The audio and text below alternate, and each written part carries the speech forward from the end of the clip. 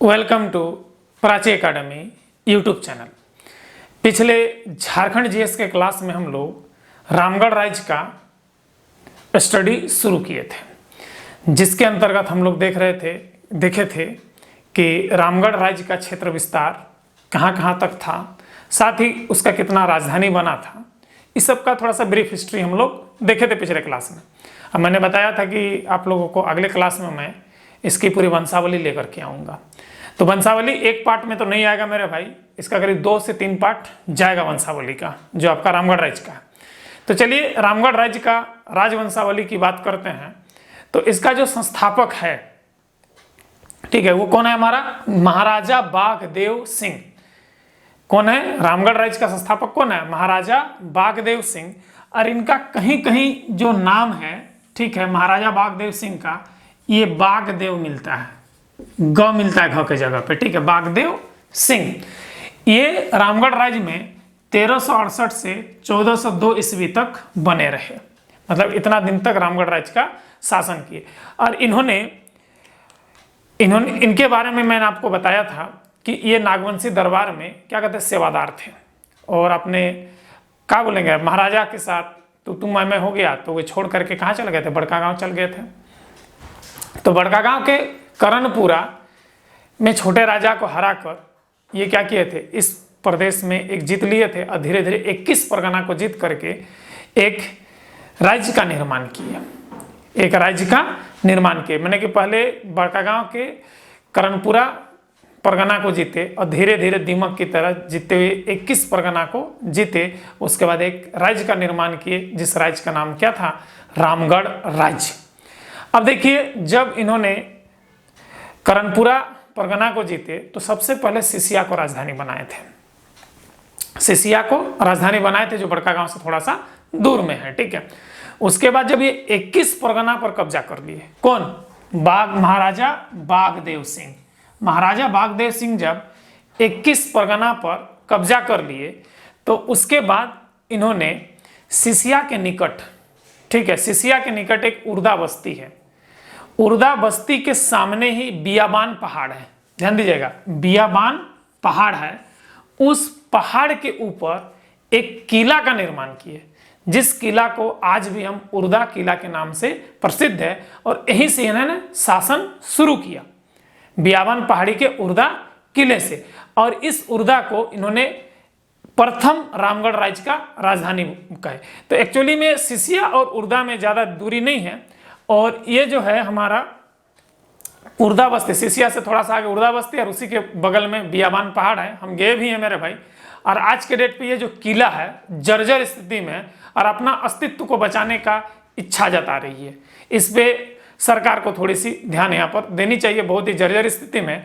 मैं आपको बता देना चाहता हूँ कि इस किला का जो दीवार है पत्थर और उड़द के दाल के लेप से बना था, पत्थर और उड़द के दाल के लेप से बना था। अब ध्यान दीजिएगा, तो ये उर्दा जो है ये इस रामगढ़ राज्य का क्या है? पहला राजधानी था। और ये रामगढ़ राज्य का जो स्थापना हुआ उस समय दिल्ली सल्तनत पर, रामगढ़ राज्य का स्थापना हुआ उस समय दिल्ली सल्तनत पर तुगलक वंश का शासन था। किसका था? तुगलक वंश का शासन था। और ये तुगलक वंश के फिरोज शाह तुगलक, जब हमारे दिल्ली सल्तनत में फिरोज शाह तुगलक थे तो उस समय हमारा रामगढ़ राज्य का स्थापना हुआ। फिरोज शाह तुगलक के बारे में आपको मैं बताया है, ठीक है, कि इन्होंने जो है कुतुब मीनार का जीर्णोद्धार भी किए थे, ठीक है। और नासिरुद्दीन तुगलक के समय में हमारे रामगढ़ राज्य में बागदेव सिंह राज्य कर रहे थे। तो किसके समय? जिस समय हमारे रामगढ़ राज्य में बागदेव सिंह शासन कर रहे थे उस समय दिल्ली सल्तनत पर फिरोज शाह तुगलक और नासिरुद्दीन तुगलक का शासन था। देखिए इसका कार्यकाल तो भी देखिए इसके बीच में आ जा रहा है, देख लीजिए यहाँ पे, ठीक है, 1402 तक है। और एक्चुअली में थोड़ा सा कादिर और मल्लू खां, ये तुगलक वंश का ही है, ठीक है। कादिर और मल्लू खां का भी कुछ पीरियड को पकड़े थे, मतलब कि 3-4 साल पकड़े थे, 3 साल पकड़े थे, तो इसलिए कादिर को हम लोग नहीं पकड़ते हैं। तो कहने का मतलब बागदेव सिंह बेसिकली अगर देखा जाए तो इनका जो शासन था तुगलक वंश के फिरोज शाह तुगलक और नासिरुद्दीन तुगलक के समकालीन था। उसके बाद महाराजा बागदेव सिंह का उत्तराधिकारी बने महाराजा कीरत सिंह। महाराजा कीरत सिंह, इनका कार्यकाल है 1402 ईस्वी से 1459 ईस्वी। ठीक है, ये जो महाराजा कीरत सिंह है दिल्ली सल्तनत के तुगलक वंश के अंतिम शासक, ये कादिर और मल्लू खां जो है ये तुगलक वंश का अंतिम शासक, तुगलक वंश का अंतिम शासक और सैयद वंश के समकालीन का शासक है। देखिएगा 59 तक है, सैयद वंश हमारा इतना ही दूर तक है, 51 तक ही है, 1451 तक ही है। मतलब तुगलक वंश के अंतिम शासक और सैयद वंश का पूरा शासक के समय में हमारा रामगढ़ राज्य पर महाराजा कीरत सिंह का शासन था। किसका था? महाराजा कीरत सिंह का शासन था और इसका पीरियड था 1402 से 1469 ईस्वी। अब ध्यान दीजिएगा, ये भी माने कि बागदेव और महाराजा कीरत सिंह ये दोनों हमारा उर्दा को ही राजधानी रखा था, दोनों उर्दा को ही राजधानी रखा था। अब ध्यान दीजिएगा, महाराजा कीरत सिंह का उत्तराधिकारी, महाराजा कीरत सिंह का उत्तराधिकारी बन गए महाराजा राम सिंह प्रथम, महाराजा राम सिंह प्रथम। अब ध्यान दीजिएगा, राम सिंह प्रथम का जो कार्यकाल है 1459 से 1537 ईस्वी तक है। तो ये जो थे महाराजा राम सिंह प्रथम, ये लोधी वंश के समकालीन और मुगल वंश के बाबर और हुमायूं के समकालीन का शासक थे। तो देखिए लोधी वंश का पीरियड क्या है? 1451 से 1526 तक है। अब 1526 में दिल्ली सल्तनत पर किसका अधिकार हो गया? मुगल का अधिकार हो चुका था। और मुगल का अधिकार में बाबर जो बैठे दिल्ली सल्तनत में 1526 से 1530 तक और हुमायूं 1530 से 1540 तक। ठीक है, तो कहने देखिए 37 तक ही है। तो मैंने कि बाबर और हुमायूं, मैंने मुगल के बाबर और हुमायूं जिस समय दिल्ली सल्तनत पर राज कर रहे थे उस समय यहाँ पर कौन राज कर रहा था? रामगढ़ राज्य पर महाराजा राम सिंह प्रथम। और लोधी वंश के तो पूरा ही कार्यकाल को ले लिया है। तो आपसे पूछ सकता है, अगर ये महाराजा राम सिंह प्रथम किस वंश के समकालीन है? तो लोधी वंश के समकालीन होगा। और किसके राज्य के समकालीन है? तो उस कंडीशन में बाबर और हुमायूं का भी, मुगल के किसके राजवंश, मुगल के किस राजा के समकालीन है? तो बाबर और हुमायूं के समकालीन है। बाबर को पूरा पकड़ा है, हुमायूं को थोड़ा सा कम पकड़ा है। ठीक है, अब ध्यान दीजिएगा, अब महाराजा राम सिंह प्रथम का उत्तराधिकारी हमारा क्या हुआ? महाराजा माधो सिंह हुआ। कौन हुआ हमारा? महाराजा माधो सिंह हुआ। तो ये भी उर्दा पर ही राज किए हैं, ये भी कहां पर राज किए हैं? उर्दा किला से ही राज किए हैं। अब देखिए महाराजा राम सिंह प्रथम का उत्तराधिकारी कौन हो गया? महाराजा कीरत सिंह हुआ। महाराजा कीरत सिंह 1537 से 1554 तक रामगढ़ राज्य का राजा बने रहे। और ये जो थे शेर शाह सूरी के सूर्यवंश के समकालीन है। देखिए पूरा पीरियड को पकड़ा है, शेर शाह सूरी के सूर्यवंश के समकालीन है। और महाराजा माधव सिंह के काल में ही हमारा जीटी रोड का निर्माण हुआ था, जो हमारा कहाँ से, कलकत्ता से चल करके लाहौर तक चलती है। और जिसका निर्माण किसने कराया था? शेर शाह सूरी ने कराया था। जैसे जीर्णोद्धार की बात करते हैं, रिपेयरिंग का काम हमारा शेर शाह सूरी ने कराया था। और उस समय रामगढ़ राज्य पर राज किसका था? हमारा महाराजा माधो सिंह का राज था। ये हमारा चौथा राजा है रामगढ़ राज्य का। इन्होंने भी उर्दा से ही शासन को कंट्रोल किया। इसके बाद महाराजा जगत सिंह, महाराजा जगत सिंह जो है महाराजा माधव सिंह का उत्तराधिकारी है। महाराजा जगत सिंह महाराजा माधव सिंह का उत्तराधिकारी है। और इनका कार्यकाल 1554 से 1604 ईस्वी तक है। और ये जो है महाराजा जगत सिंह, ये अकबर के समकालीन का शासक है।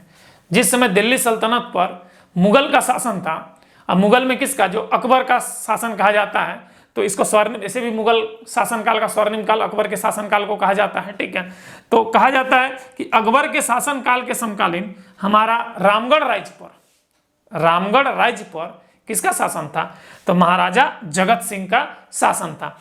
ये हमारा 5वां पीढ़ी है। अब देखिए छठी पीढ़ी में हमारा आएगा हिम्मत सिंह यानी हेमंत सिंह, जो अगले क्लास में देखेंगे हम लोग। ठीक है, उन्होंने उर्दा को राजधानी हटाकर बादाम को राजधानी बनाया, और वो भी मुगल शासक जहांगीर के आक्रमण के डर से। तो इसके बाद जो अगला शासक देखेंगे रामगढ़ राज्य का ही शासक देखेंगे जो हमारा बादाम से शासन किया है। ठीक है, बादाम से जो शासन किया है उसका देखेंगे हम लोग। तो अब यहाँ पर कुछ चीज आपको बता रहे हैं, ये जो रामगढ़ राज्य है तो एक्चुअली में अकबर का भूराजस्व अधिकारी जो थे टोडरमल थे, तो उसने एक पुस्तक लिखा है। वो पुस्तक है मेरे भाई यहाँ पर है, देखिए, असल ए जामा तमूर। इस पुस्तक का नाम तो याद रखिएगा, असल ए जामा तमूर। बड़ी पुस्तक राजा टोडरमल द्वारा, यानी कि जो अकबर का जो भूराजस्व विभाग का अधिकारी था, ठीक है, तो उस राजा टोडरमल, तो इन्होंने एक पुस्तक लिखा। उस पुस्तक का नाम है असल ए जामा तुमर। असल ए जामा तुमर। तो इस पुस्तक को पढ़ने से यह पता चलता है कि रामगढ़ राज्य जो था नागवंशी राजा के, महाराजा के अधीनस्थ का क्षेत्र था, क्योंकि उससे लूट करके यह राज्य का स्थापना किया गया था, यह चीज मिलता है। लेकिन जब अकबर के बाद जहांगीर ने जब नागवंशी शासक पर आक्रमण किया तो नागवंशी की इसमें हार हो जाती है। तो कुछ समय के लिए जब ये हार हो जाती है तो रामगढ़ राज्य का प्रगति आगे बढ़ जाता है, क्योंकि ये अधीनस्थ क्षेत्र से अपने आप को स्वतंत्र कर लेता है।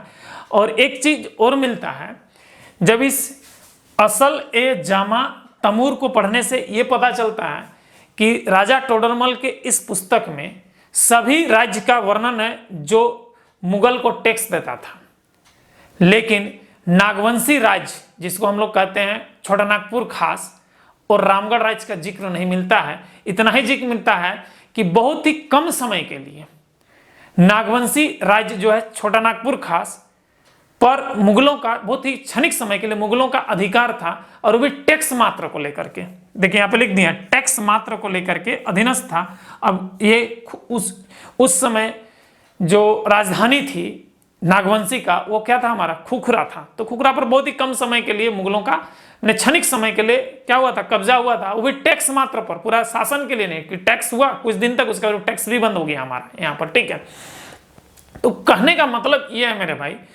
कि रामगढ़ राज्य पर मुगलों ने कब्जा नहीं कर पाया था। इससे तो साफ जाहिर होता है कि अगर टैक्स पेयर का जो हिसाब रखते थे टोडरमल, उस पुस्तक में जो है हमारा असल ए जामा तमूर, उस पुस्तक में वे सारे परगना, वे सारे राज्य का विवरण है जो टैक्स पे करते थे, लेकिन रामगढ़ राज्य का विवरण नहीं है उस बुक में। मतलब टोडरमल के किताब के अनुसार यह पता चलता है कि रामगढ़ राज्य एक पूर्णतः स्वतंत्र राज्य था मुगल के काल में, लेकिन जहांगीर के बाद का लिखित प्रमाण नहीं है। ठीक है, अगर मिलेगा तो जरूर आपको बताएंगे कि उसके बाद मुगल का कंट्रोल आया कि सीधे डायरेक्ट अंग्रेज का कंट्रोल आया। अगर बुक में मिलेगा पढ़ते पढ़ते तो जरूर आप लोग को मैं इस चीज के बारे में बताऊंगा। तो आज हम लोग यही देखें कि रामगढ़ राज्य का जो स्थापना हुआ वो बागदेव सिंह ने किया, और उन्होंने उर्दा को राजधानी बनाया। उर्दा से इसके 5 पीढ़ी, मैंने कि रामगढ़ राज्य का 5 पीढ़ी उर्दा से शासन किया, जिससे 5 पीढ़ी तक क्या हुआ, राजधानी बना रहा। छठी पीढ़ी में उर्दा से राजधानी स्थानांतरित होकर कहां चला गया, बादाम चला गया, जिसके बारे में हम लोग अगले क्लास में देखेंगे। और ये चीज यहां पर देख लीजिए, हम कब लिखे हैं, मुगल से खुखरा नरेश की हार के बाद यह स्वतंत्र राज्य हो गया। आपको बताए भी ये चीज किसमें जिक्र है, असल ए जामा तमूर। रामगढ़ राज्य शामिल नहीं है, देखिए लिख दे, इस पुस्तक में रामगढ़ राज्य शामिल नहीं है। देखिए रामगढ़ राज्य नागवंशी राज्य का अधीनस्थ क्षेत्र था। ये सारा चीज आपको हम बता चुके हैं। कहने का इससे पता चलता है कि रामगढ़ राज्य एक स्वतंत्र राज्य हुआ करता था। जिस समय स्थापना हुआ तो अधीनस्थ क्षेत्र जरूर था नागवंशी का, अधीनस्थ क्षेत्र, क्योंकि नागवंशी का क्षेत्र को ही लूट करके बनाया गया था। जो कौन लूटा था, हमारा महाराजा बागदेव सिंह ने पहले क्या किया, बड़का गांव के सामने सिसिया पर कब्जा किया, करणपुरा को कब्जा करके सिसिया को राजधानी बनाया। धीरे धीरे दीमक की तरह क्या किया, 21 परगना को जीता, और 21 परगना को जीतने के बाद एक राज्य का निर्माण किया। और उस राज्य का राजधानी सिसिया से थोड़ी सी दूर में एक बस्ती है, उर्दा बस्ती, उसी के निकट में एक पहाड़ है बियाबान पहाड़, और उसी बियाबान पहाड़ पर एक किला का निर्माण किया। उस किला को निर्माण करने के लिए उन्होंने पत्थर और उड़द के दाल का लेप का इस्तेमाल किया, ठीक है। और उस किला का से उन्होंने शासन किया और उसी किला को उन्होंने राजधानी बनाया, जिसको उर्दा किला के नाम से जानते हैं, जो रामगढ़ राज्य का प्रथम राजधानी और प्रथम किला भी कह सकते हैं इस चीज को। जो प्रथम किला रामगढ़ राज्य का कहां पर था, तो उर्दा पर था। आज के डेट पे ये किला जर्जर स्थिति में है और अपना अस्तित्व की पहचान मांगने के लिए सरकार से बार बार चीख करके क्या कर रही है, गुहार लगा रही है। और इस पर थोड़ा सा झारखंड सरकार को ध्यान देना चाहिए, क्योंकि मैंने वहां जाके देखा है किला बहुत ही जर्जर स्थिति में है, क्योंकि ये एक ऐतिहासिक प्लेस है। झारखंड सरकार को यहाँ पर विशेष से विशेष ध्यान देना चाहिए। और रामगढ़ राज्य का 5 पीढ़ी में कौन कौन आएगा, महाराजा बागदेव सिंह, महाराजा कीरत सिंह, महाराजा राम सिंह प्रथम, महाराजा माधव सिंह और महाराजा जगत सिंह। ये 5 पीढ़ी उर्दा से शासन किया। जब छठी पीढ़ी आती है, तो छठी पीढ़ी का जो महाराजा थे उनका नाम था हेमंत सिंह, कहीं कहीं हिम्मत सिंह में मिलता है। इन्होंने राजधानी को उर्दा से हटाकर बादाम को बनाया। तो ये बादाम पर जितने भी शासक शासन किए उसका डिटेल अगले क्लास में हम लोग देखेंगे। तब तक इसको आप क्या कर लीजिएगा, रिवाइज कर लीजिएगा। और यहाँ पर एक चीज आपको मैं बता देना चाहता हूँ कि बहुत सारे बुक में ये लिखा गया है कि उर्दा से राजधानी बादाम जो शिफ्ट हुई है वो 5वीं पीढ़ी में हुई है। लेकिन मैं इस वंशावली से आप देखिए तो 5वीं पीढ़ी तक उर्दा ही शासन किया, उर्दा से ही शासन हुआ। छठी पीढ़ी में हिम्मत सिंह चेंज किया। तो इस जो थोड़ा सा इस जगह पर क्या है, करेक्शन है कि 5वीं पीढ़ी पर मैंने कि रामगढ़ राज्य के शासक द्वारा 5वीं पीढ़ी में राजधानी को स्थानांतरित किया गया। थोड़ा सा यहाँ पर कॉन्ट्राडिक्ट लगता है कि राजधानी का स्थानांतरण छठी पीढ़ी में हुआ है, 5वीं पीढ़ी में नहीं हुआ है। तो इस चीज को थोड़ा सा करेक्शन कर लीजिएगा। आशा करते हैं कि आज का क्लास आप लोगों को अच्छा लगा है। अगर अच्छा लगा है तो यहाँ पर एक लाइक बनता है, साथ ही साथ मेरा आने वाला वीडियो देखने के लिए इस चैनल को सब्सक्राइब कर लीजिए। जय हिंद।